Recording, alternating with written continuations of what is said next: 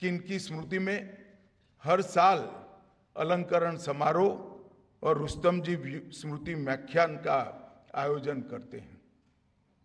65 की युद्ध के बाद जब गैप्स आइडेंटिफाई कर रहे थे, उस वक्त एक ऐसे बल की जरूरियात महसूस हुई जो शांति काल में भी 100% सीमा की सुरक्षा करता हो, और उसमें से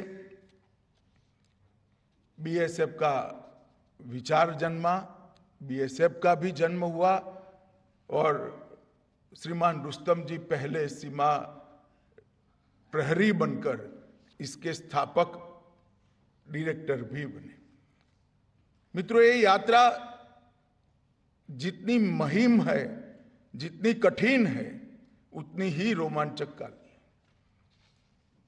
किसी भी बल के स्थापना के 6 साल में ही एक विकट युद्ध का सामना करना पड़े और सबसे कठिन बॉर्डर पर करना पड़े, ये शायद बीएसएफ के अलावे किसी के भाग्य में ऐसा मौका नहीं आया होगा। 65 की स्थापना के बाद 1971 के हम पर थोपे गए युद्ध में बीएसएफ के जवानों ने जो वीरता दिखाई, जो योगदान दिया, उसको ना भारत कभी भूल सकता है, ना कभी बांग्लादेश ने भूलना चाहिए। बांग्लादेश के सृजन में बीएसएफ की बहुत बड़ी भूमिका रही और अन्याय के खिलाफ लड़ने में बीएसएफ कितनी बहादुरी के साथ मोर्चा ले सकती है, इसका एक बहुत उत्कृष्ट उदाहरण 71 की लड़ाई में सेना के साथ कंधे से कंधा मिलाकर अपनी भूमिका निभाई तब सामने आया।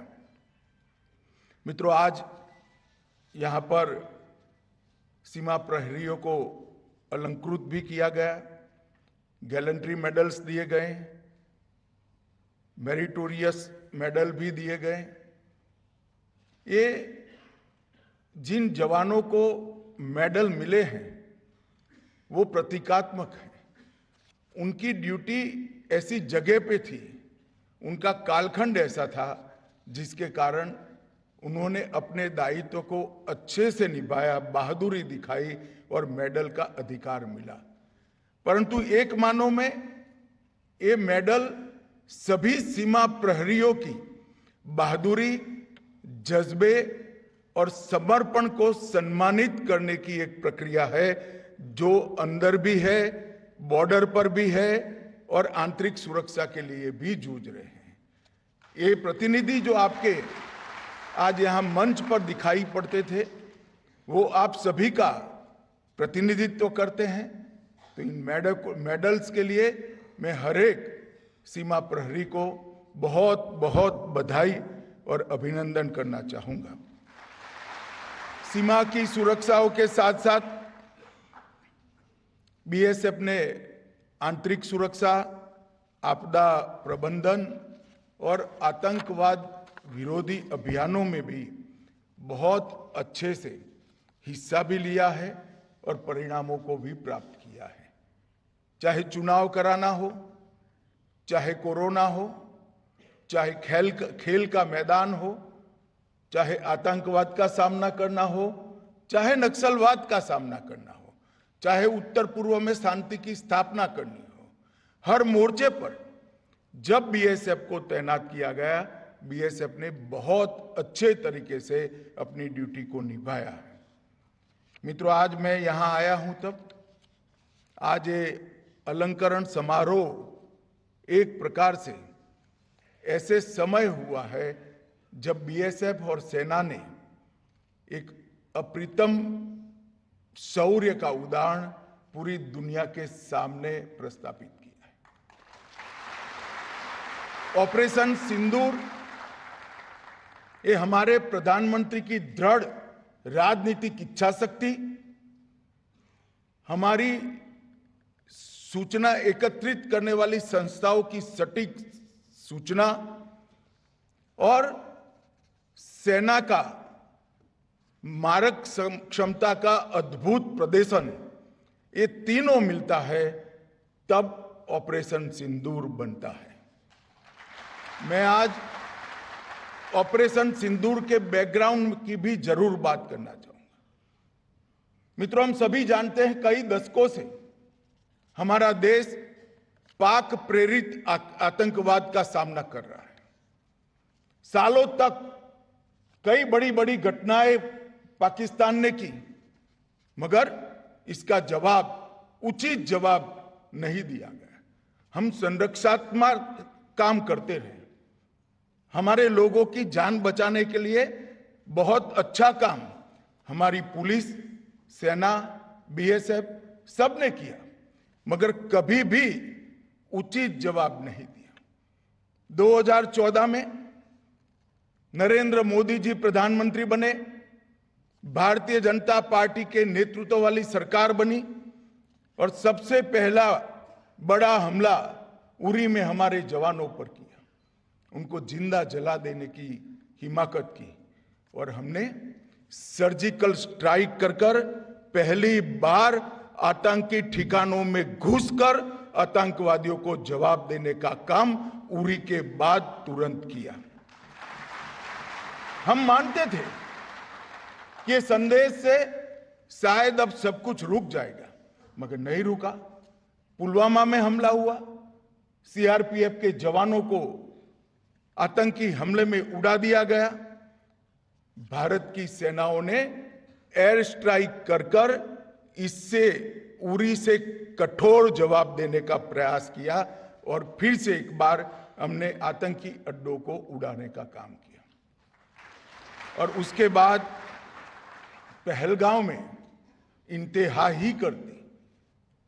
निर्दोष यात्रिकों को धर्म पूछकर अपने परिवार के सामने, परिवार के महिला सदस्य और बच्चों के सामने चुन चुन कर निर्ममता पूर्वक मारने का पाप पाक प्रेरित आतंकवादियों ने किया। और उस वक्त हमारे प्रधानमंत्री जी ने उनको कहा था, बिहार से कहा था कि इसका उचित जवाब दिया जाएगा और ऑपरेशन सिंदूर ये उसका जवाब है। आज पूरी दुनिया हमारी सेना की वीरता और मारक क्षमता की भूरी भूरी प्रशंसा कर रही है। और मैं आज इस मंच पर से सेना के उन वीर जवानों को, तीनों सेनाओं ने मिलकर जो पराक्रम किया है, वो सभी को समग्र राष्ट्र की ओर से मैं उनको अभिनंदन भी करना चाहता हूं और धन्यवाद भी कहना चाहता हूं कि आपने देश के स्पिरिट को वहां तक पहुंचाने का काम किया है जहां पहुंचाने की जरूरत थी। दुनिया भर में कई जगह पे आतंकी हमलों का जवाब दिया गया है, परंतु भारत ने जो जवाब दिया है वो एक प्रकार से अलग है। जब पहलगांव पर हमला हुआ, उसके बाद हमने 8 तारीख को ऑपरेशन सिंदूर लॉन्च किया। कुछ ही मिनटों के ऑपरेशन में हमने 9 आतंकी अड्डों को समाप्त कर दिया, जिसमें से 2 उनके हेडक्वार्टर थे। मगर उसमें बारीकी से समझने की यह बात है कि ना हमने पाकिस्तान के सेना के इंस्टॉलेशन को कभी तबाह किया, ना कभी एयरबेस को तबाह किया। हमने सिर्फ और सिर्फ आतंकी अड्डों को ध्वस्त करने का काम किया, जिन्होंने हमारी धरती पर गुनाह किया था। मैं फिर से एक बार कहना चाहूंगा, ना हमने सेना के हवा अड्डों को, स्थापनाओं को छुआ, ना उनके एयरबेस को छुआ। 8 तारीख को केवल और केवल पाकिस्तान में बसे जैसे मोहम्मद, हिजबुल मुजाहिदीन, लश्कर तैयबा और उनके हेडक्वार्टर, ट्रेनिंग कैंप और एक प्रकार से भारत में आतंकवादियों को घुसपैठ कराने के अड्डे को तबाह किया। हम मानते थे कि इतना इनफ है और हमने तो हमला आतंकवादियों पर किया था, मगर पाकिस्तान ने साबित कर दिया कि जो आतंकवाद यहां पर है वो पाक स्पॉन्सर है। आतंकवादियों पर किए गए हमले को पाकिस्तान ने अपने पर किए गए हमले में मानकर 8 तारीख के बाद हमारे देश के सिविलियन स्थान, हमारे सेना के संस्थानों पर हमला करने का साहस किया, दुस्साहस किया। हमारी एयर डिफेंस सिस्टम बहुत अद्भुत थी, कुछ बिगाड़ नहीं पाए। और जब पाकिस्तान की सेना ने हमारे सिविलियन स्थानों और हमारे सेना के स्थानों पर हमला किया, इसका प्रयास किया, 9 तारीख को भारतीय सेना ने उनके एयरबेस पर हमला कर एक प्रखर और कठोर जवाब देकर उनकी मारक क्षमता, हमारी मारक क्षमता का परिचय कराया और उनकी एयर डिफेंस सिस्टम को भी खोखला साबित करने का काम किया। और यहां पर भी हमने कहीं पर भी पाकिस्तान के सिविलियन स्थानों पर हमला नहीं किया। ऑपरेशन सिंदूर और उसके बाद की घटनाओं के कारण आज पाकिस्तान पूर्णतः एक्सपोज हो चुका है कि भारत में जो टेररिज्म है वो पाक स्पॉन्सर है। पाकिस्तान के द्वारा स्पॉन्सर टेररिज्म भारत के अंदर हो रहा है, क्योंकि जब पाकिस्तान के टेरर के अड्डों पर हमला किया, जवाब पाकिस्तान की सेना ने दिया। जो उनके आतंकवादी आका मारे गए, उनका जब नमाजे जनाजा जब हो रहा था, पूरी दुनिया ने देखा पाक सेना के आला अफसर इनके कॉफिन को कंधा भी दे रहे थे और वहां नमाज पढ़ने के लिए उपस्थित भी थे। एक प्रकार से अब तक पाकिस्तान जो डिनाई कर रहा था, वो आज दुनिया के सामने ऑपरेशन सिंदूर के बाद पूर्णतया एक्सपोज हो चुका है कि भारत में टेररिज्म पाक स्पॉन्सर टेररिज्म है। इसमें अब दुनिया में किसी को शंका नहीं रही है। और मैं फिर से एक बार कहना चाहता हूं कि ऑपरेशन सिंदूर अपनी भूमि पर हुए टेरर हमलों के जवाब के इतिहास में सबसे सटीक और सभी उद्देश्यों को पूर्ति करने वाला ऑपरेशन था। और इस सटीक ऑपरेशन का न केवल भारत, पूरी दुनिया के एक्सपर्ट्स भूरी भूरी प्रशंसा कर रहे हैं और हमारे सेना के जवानों की भी प्रशंसा, इनकी वीरता की प्रशंसा, इनकी मारक क्षमता की प्रशंसा और साथ में सेना के संयम की भी प्रशंसा हो रही है कि हमने केवल आतंकी अड्डों और उनके एयरबेस को ही टारगेट किया।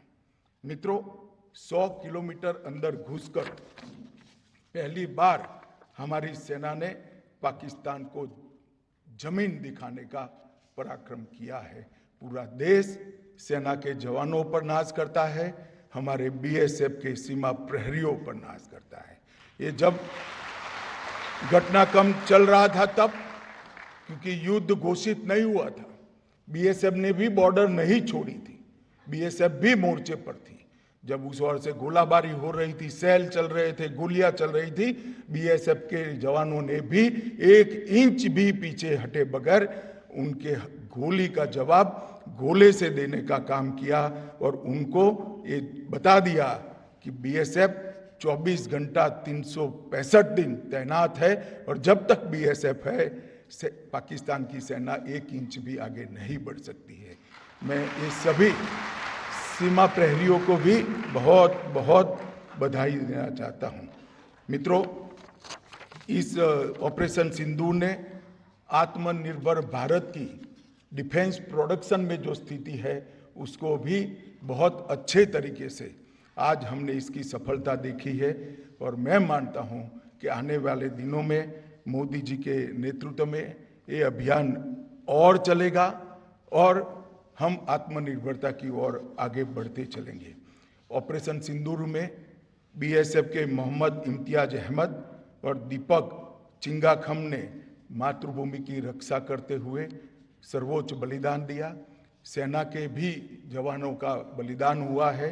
ये सभी को आज के इस कार्यक्रम के माध्यम से मैं मनपूर्वक इनकी वीरता की सराहना भी करता हूं और उनके परिवारों को बताना चाहता हूं कि आपने आपके परिवार का स्वजन जरूर खोया है, परंतु इसका नाम इस देश की आज़ादी की रक्षा के, इस देश के सार्वभौमत्व की रक्षा के इतिहास में स्वर्णिम अक्षरों से हमेशा हमेशा के लिए अंकित होगा। इस हम सब के लिए गर्व का विषय है। मित्रों, बीएसएफ भारत की 15,000 किलोमीटर से अधिक सीमा और उसमें से सबसे कठिन सीमा की सुरक्षा बीएसएफ के हाथ में है। कई प्रकार की विषम भौगोलिक परिस्थितियां बीएसएफ के लिए चैलेंज बनी हुई हैं, मगर मुझे आनंद है कि बीएसएफ ने विगत 5 साल के अंदर ढेर सारे तकनीकी समाधान ढूंढने का प्रयास किया है। जहां पर बाढ़ नहीं लग सकती, वहां पर सीमा की सुरक्षा तकनीक के माध्यम से करने के लिए दुनिया भर के सॉल्यूशन को भी प्रयोगात्मक रूप से बीएसएफ ने जमीन पर उतारने का प्रयास किया है और बीएसएफ के जवानों ने भी इन हाउस कई सारे सॉल्यूशन निर्मित किए हैं। अभी 2 महीना पहले ही मैं और हमारे गृह सचिव जम्मू गए थे। ढेर सारे सॉल्यूशंस के एक्सपेरिमेंट को स्थान पर देखा है और अब आने वाले दिनों में गृह विभाग ये सारे सॉल्यूशन में से कुछ मॉडल तय कर उसको जमीन पर उतारने वाला है। मुझे पूरा भरोसा है कि जहां पर भौगोलिक विषमता हमारे आड़े बहुत बड़ी अड़चन बनी है, ऐसी सीमा की सुरक्षा के लिए भी बीएसएफ ने ढूंढे हुए तकनीकी समाधान आने वाले दिनों में देश को सुरक्षित करेंगे। और कुछ शब्दों में मैंने ये प्रक्रिया बताई, वो प्रक्रिया बहुत लंबी है, बहुत परिश्रम करने वाली है और सैकड़ों ट्रायल लेकर एरर को खत्म कर एक संपूर्ण प्रणाली बनाने की ये प्रक्रिया अपनाई है। मैं आज इसलिए कह रहा हूं कि देश के नागरिकों को भी मालूम पड़ना चाहिए कि जहां नाले बस रहे हैं, नाले बह रहे हैं, जहां पर घना जंगल है, पहाड़ों की चोटियां हैं, जहां पत्थर है, ऐसी जगह पे जहां बाढ़ नहीं लग सकती, इसकी सुरक्षा के लिए भी बीएसएफ के जवान कटिबद्ध है और सतत पुरुषार्थ कर इसके तकनीकी समाधान ढूंढे हैं। बीएसएफ ने 1 दिसंबर 1965 से लेकर आज तक जो बीएसएफ का विकास हुआ है, लगभग 2,75,000 की नफरी के साथ थल, जल और वायु तीनों प्रकार के सुरक्षा के दस्ते बनाकर बीएसएफ आज दुनिया के सभी सीमा सुरक्षा बलों में सर्वोच्च स्थान पर खड़ा है। इसमें किसी को कोई शंका नहीं है। बीएसएफ आज अपनी भूमिका बहुत अच्छे तरह से निभा रही है और अब देश ने भी बीएसएफ के जवानों को हमेशा उनके पराक्रम को, उनके बलिदान को नवाजने में कोई कमी नहीं छोड़ी। 1 पद्म विभूषण, 2 पद्म विभूषण भूषण, 7 पद्मश्री, 1 महावीर चक्र, 6 कीर्ति चक्र, 13 वीर चक्र, 13 शौर्य चक्र, 56 सेना मेडल और 1246 वीरता के लिए पुलिस पदक बीएसएफ के जवानों को मिले हैं। वही बताता है कि एक बल इतने सारे पदक पर जब अधिकार करता है और सभी प्रकार के पदक पर अधिकार करता है तो उनकी निष्ठा कितनी अद्भुत होगी। बीएसएफ ने लगभग 1,10,000 किलोग्राम ड्रग को भी ये 5 साल में पकड़कर नारकोटिक्स के खिलाफ की लड़ाई को भी मजबूत किया है और एक प्रकार से नक्सली अभियान में भी 78 से ज़्यादा नक्सलियों को ये 5 साल में खत्म कर बीएसएफ ने बहुत बड़े नक्सल विरोधी अभियानों को भी अंजाम दिया है। काउंटर ड्रोन के लिए भी बीएसएफ ने कई सारी तकनीक, जो छोटे ड्रोन हैं जो स्मगलिंग के काम करते हैं, उनको रोकने के लिए उनको गिराने के लिए, उनको जैम करने के लिए कई सारी टेक्निक भी उन्होंने बनाई है। और आने वाले दिनों में जो कुछ भी जरूरियातें होगी बीएसएफ के माध्यम से सीमा की सुरक्षा करने के लिए, इसके लिए हमारा गृह मंत्रालय कटिबद्ध है। मित्रों, आज दिन है हमारे बीएसएफ के जवानों की वीरता को पुरस्कृत करने का, हमारे बीएसएफ के बलिदानी जवानों को श्रद्धांजलि देने का और उनके साथ मजबूती के साथ खड़ा रहने का। मैं सभी सीमा प्रहरियों को ये कहना चाहता हूँ, नरेंद्र मोदी सरकार, गृह मंत्रालय और पूरा देश आपकी वीरता के साथ आपके पीछे चट्टान की तरह खड़ा है, आपका भरोसा भी करता है और आपका सम्मान भी करता है। और जब जब सीमा से कोई भी चीज के समाचार आते हैं और जब मुझे मालूम पड़ता है कि मेरा सीमा प्रहरी वहाँ उपलब्ध है, मौजूद है, तब मैं आराम से चैन की नींद सोने में कोई कसर नहीं छोड़ता, क्योंकि मुझे मालूम है सीमा प्रहरी है तो कुछ नहीं होने वाला है। नुकसान होगा तो सामने वालों का ही होगा, हमारे देश का नहीं होगा। फिर से एक बार 1965 से लेकर 2025 तक की ये पूरी बीएसएफ की यात्रा को मैं मनपूर्वक सैल्यूट करता हूं और आने वाले दिनों में भी देश अपेक्षा करता है कि इससे भी उत्कृष्ट बहादुरी और बलिदान की भावना के साथ बीएसएफ देश की सीमाओं की सुरक्षा करेगा। और मुझे विश्वास है, देश के विश्वास के प्रति आप निश्चित खड़े होंगे। रुस्तम जी साहब को फिर से एक बार मनपूर्वक याद कर मेरी वाणी को विराम देता हूं। नमस्कार।